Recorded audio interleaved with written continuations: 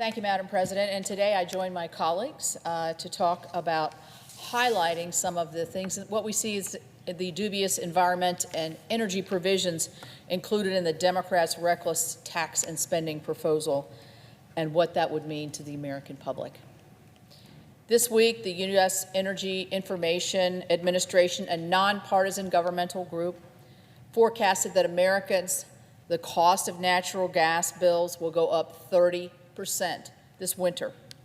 We're getting ready to get into the cold winter seasons. That means American households will spend an average of $746 on gas heating in the months from October through March, 30% more than last year. Now, maybe to some people, $746 doesn't sound like much. You're on a fixed income and you have to pay that every month. That is having to make difficult decisions. Also, natural gas, which is the primary heating fuel for 48% of American homes, nearly half the country. This has huge implications for our families. As I said, just think of retirees in West Virginia on a fixed income. That 30% increase is huge and unmanageable. People already struggle to pay their energy bills in normal times. But with this increase, difficult decisions will have to be made in many households.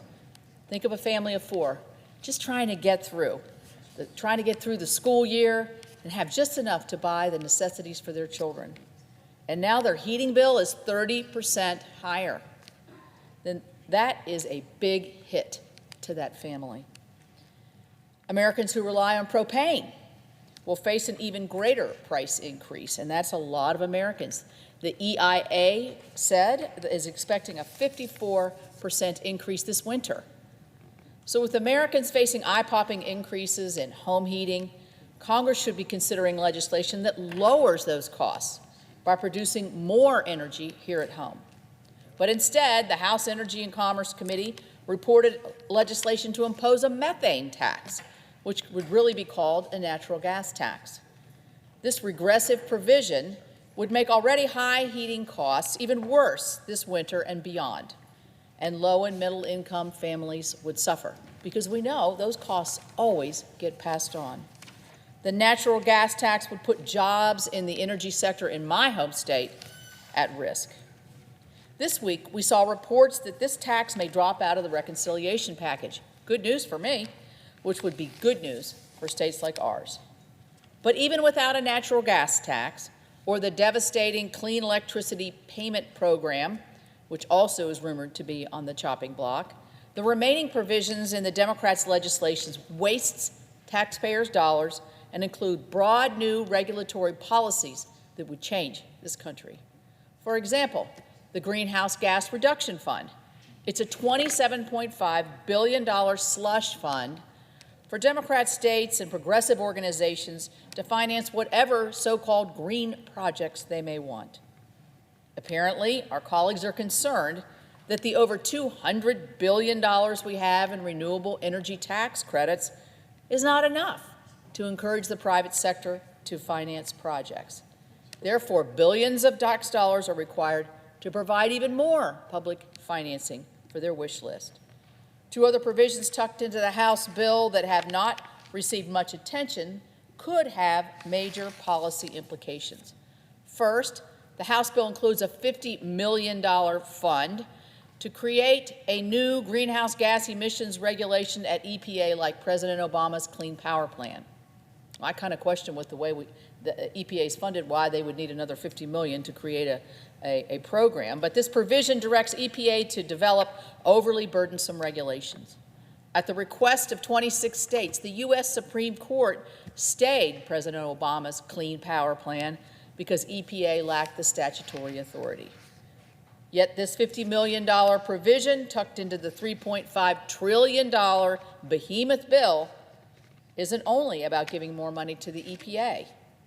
It's designed to give the administration the ability to say that future climate rules were specifically authorized by the Congress. These rules could regulate energy production, manufacturing, agriculture, and really any sector in the U.S. economy and place countless jobs at risk. Another separate $50 million provision directs the Federal Highway Administration to come up with a greenhouse gas emissions performance measure. What is that? States would then be required to set emissions reduction targets based on that performance measure. The Federal Highway Administration is also directed to impose consequences on states that fail to meet these targets. How much of a reduction in emissions do states have to achieve to get their targets?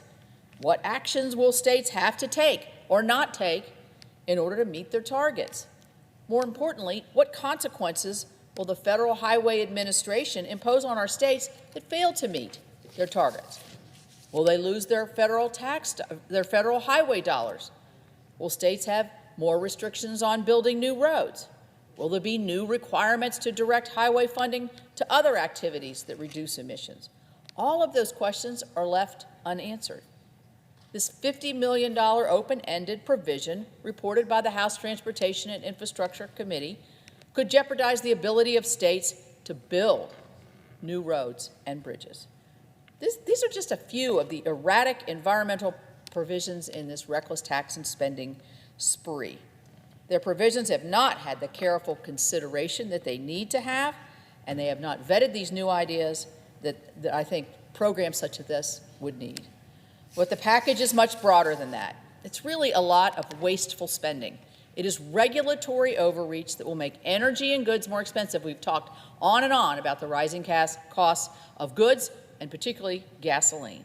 It's a progressive wish list rolled into a $3.5 trillion bill that inserts government into nearly every phase of American life, from cradle to grave. The reconciliation bill should not pass. I will continue to come to the floor, along with my colleagues, to shine a light on the harmful provisions and help inform the American people about what really is in this package. Thank you, Madam President, and I yield the floor.